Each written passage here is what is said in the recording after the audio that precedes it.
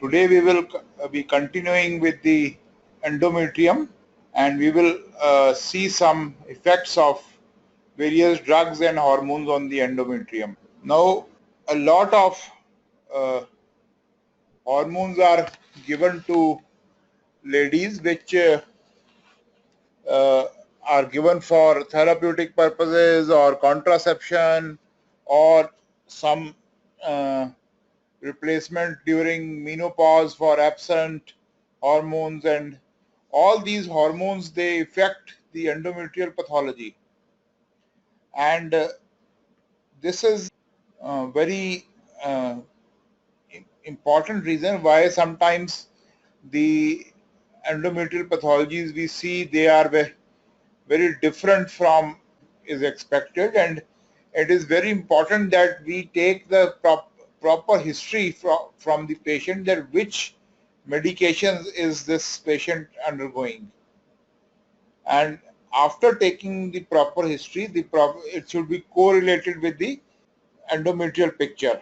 Now hormones, also the dose and the duration of administration is also important. We start with estrogens. They are used for postmenopausal hormonal replacement therapy and or the management of hypogonadal conditions, and the patients, they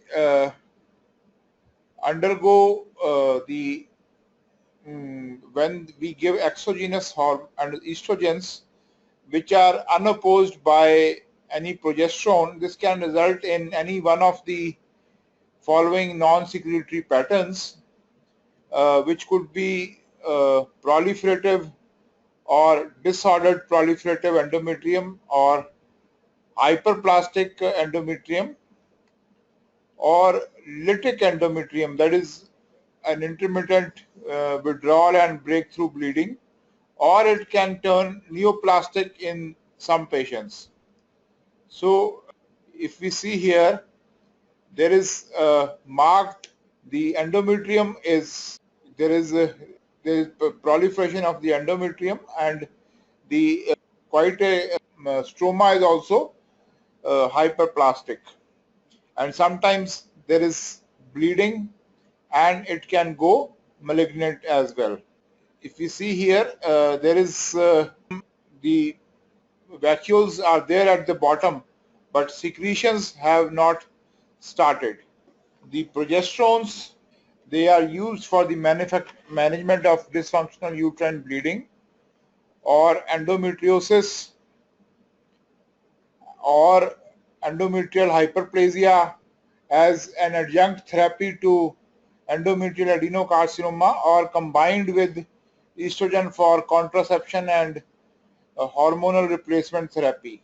Now, what do estrogens do? They, as we had seen in the normal cycle, the estrogens, they prepare the endometrium uh, for menstruation, and the progesterones, estrogens, they prepare for collecting for ovulation, while the progesterones, they gradually allow the decidualization, and then ultimately the menstruation takes place. So they progesterones basically, they only act on the endometrium in which progesterone receptors have been induced by prior estrogen exposure.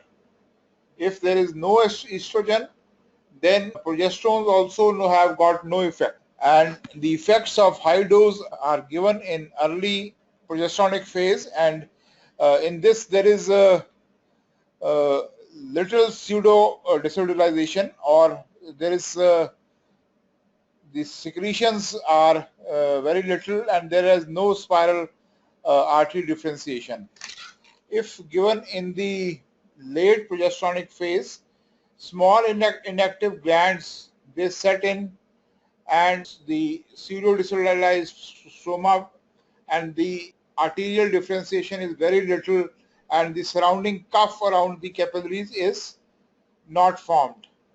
And this has a differential diagnosis with the intrauterine or ectopic gestation sometimes. Now, if we see here, there are very few capillaries, and around them the cuff formation is minimal. Here also in the capillaries the cuff formation is minimal. In this slide there is some bleeding, and again the capillaries, very few capillaries. This is in the early progesteronic phase. The capillaries are minimal. The prolonged use of estrogen, they cause the atrophic endometrium and sparse inactive glands. They set in the shallow compact stroma and may form weakly pre-decellularized and thin vascular channels. They become conspicuous. And in case of if the drug is given in endometrial hyperplasia or hormonally responsive endometrial carcinoma, there is regression of the superimposed glandular secretory changes. One drug which is very commonly used in endometriosis is Janazole, and it is given for the endometrium in ectopic spaces like ovary, but they also have an effect on the endometrium in the uterus, and it produces a weakly progesteronic synthetic anti-gonadotrophic androgen, and the appearance is similar to that seen using the prolonged use of progesterone. The picture for this is the one we saw earlier. Clomiphene citrate. This is quite often given in infertile patients to induce ovulation. And the ovulating woman, they stimulate multiple follicular development and ovulation. And clomiphene citrate exerts direct anti-estrogenic action on endometrium and blocks the induction of progesterone receptors by estrogen and makes endometrium unresponsive to progesterone. There is high incidence of delayed endometrial development in the early or mid-luteal phase, and which is the sensitive interval in preparation for implantation. Clomiphene citrate causes anti-estrogenic effects. The anti-estrogenic effects are more likely to be on the glands than on stroma. And in the glands, the stroma gets reduced. The glands are straight, narrow, with scanty secretions. The stroma is pre-decellularized with the perivascular cuff in late secretory phase. However, in the mid-luteal corpus luteum, the histology and the serum progesterone levels are normal. There is a direct anti-estrogenic effect on the cervical mucus, and pregnancy rate is significantly lower than the ovulation rate. A lot of ova are produced here, but one important side effect of this drug is that it induces twins or triplets or quintuplets in patients who were earlier infertile. Now this is the effect of clomiphene citrate, and if we see that the glands, they don't have any spiraling, and the stroma is also dense with very little edema, and the perivascular cuff or the pre-decellularization is also absent in the secretory phase. Tamoxifen is again used as in various carcinomas of the breast. It is a non-steroidal agent and quite related to synthetic estrogen with the predominant anti-estrogenic activity. Its diverse effects on various tissues depending upon the estrogen levels, with the estrogen agonist and anti-agonist effects. It has the anti-estrogenic activity on breast and weakly agonistic activity on the endometrium and cervicovaginal epithelium of postmenopausal females. It induces proliferative and hyperplastic changes uh, which predispose to development of malignancy in the endometrium sometimes. Otherwise, it is used as an anti-cancer therapy in which there is and we have got the estrogen receptors in the breast. There we can find a wide spectrum of proliferative endometrial abnormalities in when tamoxifen is given, and we can find benign polyps, hyperplastic endometrial malignancies, and leiomyomas. The polyps are unusually large and often multiple and occur on a background of uh, endometrial hyperplasia, and they are characterized by periglandular stromal condensation and proliferative activity of epithelial and stromal cells, and there is epithelial metaplasia and polypoid cancers. Tamoxifen quite often causes risk related to total dose of drug ingested, and mostly low dose endometrioid carcinomas are sometimes caused.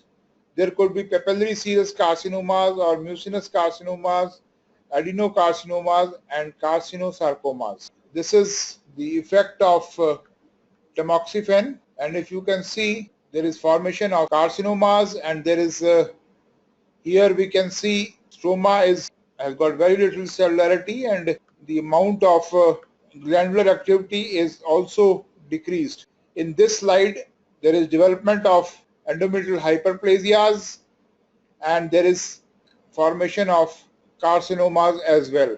The intraepithelial carcinomas in the have developed in the endometrium.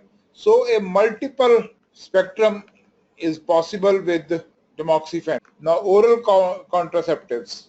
These are combination pills which were used earlier, and their initial cycles uh, they cause the poorly developed cyclic pattern is retained, and there is a diminished proliferative phase with poorly developed glands and fewer mitosis.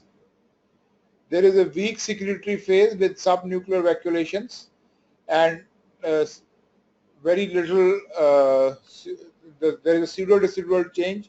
The cuff around the blood vessels is not formed. The prolonged use of oral contraceptives causes a resting or suppressed endometrium, and which is widely spaced tubular inactive glands with relatively stromal hyperplasia. The pseudodecidual reaction, depending upon the progestational change, is sometimes seen, sometimes it may be absent. The subnuclear vacuolation and luminal secretions may be present, may be absent, depending upon which progestational agent we are using, and this vascular dilatation and lakes takes place just below the endometrial epithelium. And of course, if the dosage is too low, then we get breakthrough bleeding. And sometimes the prolonged used with vascular dilatation of thrombus and hemorrhage takes place. These days, estrogen pill is almost it has disappeared almost completely, and the progesterone only pill is given, and the parent pattern varies from cycle to cycle and from patient to patient. The suppressed endometrium with a thin-walled vascular channel is sometimes seen, and there are breakthrough bleedings with irregular cycles are sometimes common. Now, this is a picture with oral contraceptive pills, and you can see that the glands, they are not properly formed, and also around the blood vessels there is very little spiraling. The subnuclear vacuoles are almost absent, and the stroma, there is no edema in the stroma. Now, the gestational patterns in the endometrium. There is a conception cycle when the endometrial implantation of the blastocyst occurs in mid-secretory phase, and there is when the supposing there is a ovulation takes place and followed by the fertilization, the blastocyst it implants, and then there is secretion of human chorionic gonadotrophin, and the corpus luteum gets sustained, and there is persistent levels of progesterone, and there are persistent pregnancy changes sometimes, and this leads to pregnancy induced changes in the 11th and on the 11th and 12th post ovulation day, and there is simultaneous occurrence of well marked predecidual change, marked stromal edema, and well developed spiral arterioles and continuing glandular secretory activity. There is a potential pitfall confused with it can be confused with late secretory endometrium of a non-gestational cycle, but in reality it is the early pregnancy induced changes. And later on there are hypersecretory glands within the decidua, and there is a maximal at 8 weeks these changes these glands they begin to regress, and after which the decidua shows atrophic glands, and this can be sometimes confused with endometrial changes related to progesterone therapy. There is an area stellar reaction for which we had sent a paper also. The area stellar reaction appears around 5th weeks of pregnancy, and due to the action of human chorionic gonadotrophin, its presence indicates that some trophoblastic tissue might be present. It may be the only clue to pregnancies in biopsies of which are not typical of pregnancy, and it could be confused with adenocarcinoma, and sometimes the area stellar reaction is quite a pseudo pregnancy states. It can be there, or sometimes the hobnail appearance which is there, it can be linked to the endometrial change, and there is something known as Nita-Bush membrane, which is a pathognomic of intrauterine pregnancy. Now, in these slides, if we see that there is formation of these glands, and there is in the stroma there is formation of these. There is very little edema surrounding the glands. A sort of a pseudo decidualization is taking place. The hobnail appearance is seen here in the area stellar reaction, and there is some blood vessel formation around here. Another one with now look, this is here the area stellar reaction is much more clearer. Now this is the hobnail appearance. Hobnail is basically from the foot of the horse, and these glands can be seen, and with the large vacuolization, and these are the basically hypersecretory glands, and they may be confused with the area stellar with the endometrial carcinoma. Now there is something known as a placental site reaction. There is a trophoblastic invasion of the placental beds and its vessels. It infiltrates the decidua and adjacent myometrium of the placental bed and intradecidual spiral arteries, which show the fibrinoid necrosis.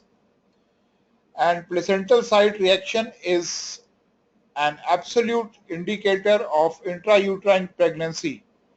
There is focal necrosis of decidua of the placental bed, which is a physiological phenomena, and the potential pitfalls of this may be that it may resemble the decidual cells, and it may be confused with the choriocarcinoma, and decidual necrosis may be wrongly diagnosed as septic abortion, and there may be delayed endometrial shedding and following the spontaneous abortion. If you see here, there is the collection of there is hemorrhage, and around it we can see the fibrinoid necrosis around the blood vessels. This is the necrotic area.